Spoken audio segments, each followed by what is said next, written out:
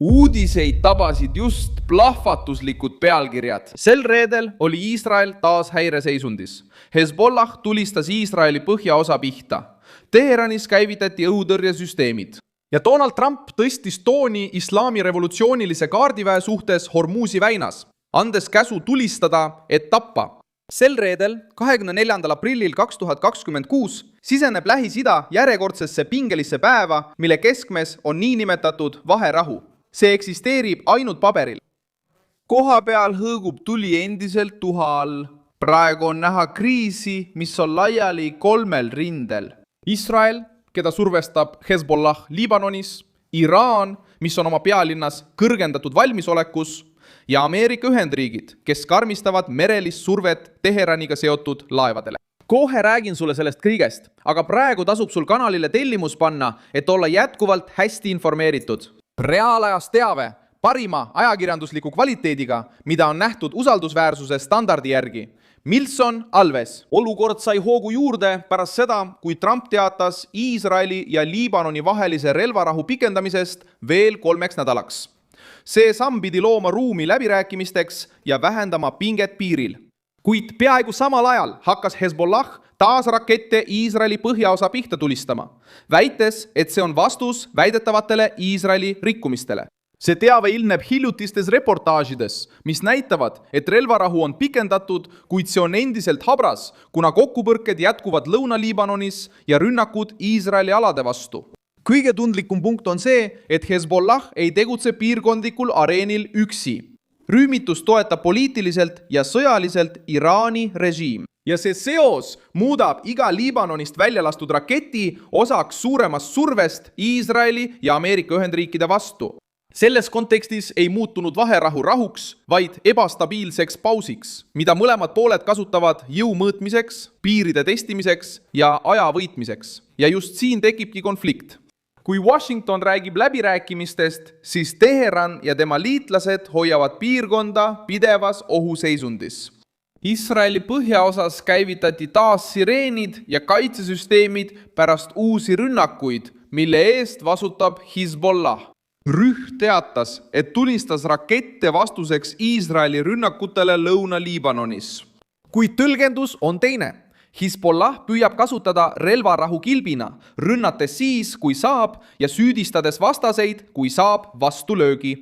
See dünaamika teeb selgeks, et Iisraeli ja Liibanoni vaheline piir on endiselt plahvatusohtlik, isegi kui diplomaatia püüab jätta muljet olukorra kontrolli all hoidmisest. Samal ajal tõi Iraanis neljapäeva 23. aprilli öö kaasa teateid õhutõrje aktiveerimisest Teheranis. Ja Iraani agentuur MER teatas, et kaitsesüsteemid olid kuulda, kui need reageerisid vaenulikeks peetud sihtmärkidele pealinna eri piirkondades. Teised teated rääkisid väikestest droonidest ja kaitsetulest linna lääneosas. Iisrael eitas sel hetkel rünnakute läbiviimist, kuid peamine fakt jääb siiski püsima. Iraani pealinn läks häireseisundisse ja see näitab närvilist, umbusklikku ning nii seest kui väljaspoolt surve all olevat režiimi.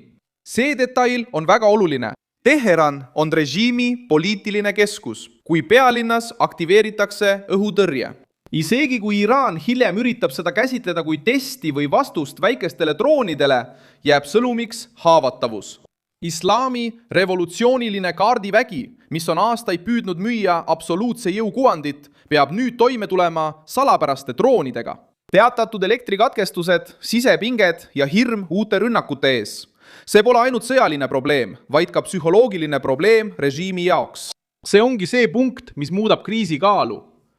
Hormus ei ole lihtsalt mingi marsruut, vaid maailma energiaarter. Kui Iraan ähvardab laevu, paigaldab miine või kasutab väikeseid aluseid liikluse survestamiseks. Ta ei ähvarda mitte ainult Iisraeli või Ameerika Ühendriike, vaid ohustab kaubandust, varustust, merekindlustust, energiahindu ja mitme riigi stabiilsust samaaegselt. Seetõttu oli Trumpi vastus karm. Käsk ei muutu. Iraani rahvas sihib islami revolutsioonilise kaardiväe sundaparaati ja just seetõttu kasvabki pingeline olukord. Iraan püüab vastata survega Hormuzi väinas, kaubalaevade kinnipidamisega ja relvastatud rühmituste toetamisega. Ameerika Ühendriigid vastavad blokaadi, kontrollide, kinnipidamiste ja otsese sõjalise käsuga. Iisrael omakorda paneb oma väed valmisolekusse ja hoiatab, et võib Iraani uuesti rünnata, kui saab Washingtonilt rohelise tule. Iisraeli kaitseminister Israel Katz kinnitas, et Iisrael on valmis sõda Iraani vastu uuesti alustama. Iisraeli kaitseväed on valmis nii kaitseks kui ka rünnakuks ning sihtmärgid on juba märgistatud. See Katzi avaldus on murranguline. See näitab, et Iisrael ei näe relvarahu konflikti lõpuna, vaid pigem pausina. Ja selle pausi ajal uuritakse sihtmärke, tugevdatakse kaitset ning säilitatakse ründevõime Iisraeli valitsuse jaoks. Kuni Iraani režiim jätkab Hezbollah toetamist, mereteede ähvardamist ja sõjaliste struktuuride hoidmist aktiivsena, võib sõda igal hetkel uuesti puhkeda. Ameerika poolel püüab Trump kombineerida sõjalist survet ja läbirääkimisi. Ta ütleb, et tal ei ole kiiret Iraaniga halva kokkuleppe sõlmimiseks. Sellel hoiakul on selge eesmärk sundida Teherani valima, kas järele anda olulistes küsimustes või silmitsi seista karmima piiranguga. Probleem Iraani režiimi jaoks on see, et manööverdamisruum muutub järjest väiksemaks. Kui nad nõustuvad läbirääkimisi pidama, jätab see nende radikaalsemale baasile nõrkuse mulje. Kui nad keelduvad läbirääkimistest, suureneb uute rünnakute ja suurema majandusliku isolatsiooni oht. Liibanonis Hezbollah püüab säilitada oma vastupanu narratiivi, kuid tegelikkus rindel näitab midagi muud. Iga rünnak Iisraeli vastu annab võimaluse karmimaks vastuseks ja muudab relvarahu hoidmise raskemaks. Grupp panustab survele, kuid paneb ka Liibanoni selle eest ränka hinda maksma. Liibanoni elantuuri tõttu ränka hinda, mis teenib rohkem Teherani huve kui Liibanoni enda vajadusi. Iisraelis valitseb pidev valveolukord. Riigi põhjaosa elab rakettide, droonide ja teiselt poolt piiri tulevate rünnakute ähvarduse all. Isegi kui tõrjed takistavad surmasid, on mõju sügav. Koolid suletakse, pered jooksevad varjenditesse, linnad katkestavad oma igapäevarutiini ja julgeolekujõud on täielikus valmisolekus. Kaasaegne sõda ei toimu ainult siis, kui rakett tabab sihtmärki, vaid ka siis, kui miljonid inimesed on sunnitud elama sireenide, ebakindluse ja kalkuleeritud hirmu all. Iraani režiimi jaoks on olukord ohtlik, sest kriis on levinud kihtidena merel. Seal on blokaad ja kontroll.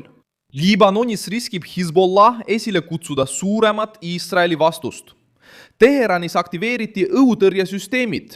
Diplomatias ei näita Trump kiirustamist ja sõjanduses ütleb Iisrael, et nende sihtmärgid on märgistatud. See on suur koorem režiimile, mis püüab näida ühtsena, kuid seisab silmitsi pideva survega. Lõpuks näitab see reede Lähis-Ida lõksus olevana ja kõik on valmisolekus. Iraan püüab merel hirmutada ja toetada relvastatud terroristlikke liitlasi. Ameerika Ühendriigid karmistavad survet otsese käsuga tulistada tapvalt ja lõpetada see relvarahu, mis peaks piirkonda rahustama. See näib üha enam kui pingeline paus enne järgmist otsust. Pane sellele videole like, telli kanal ja vaata lõpus kommentaare, et olla kogukonnaga veelgi paremini seotud. Milson Alves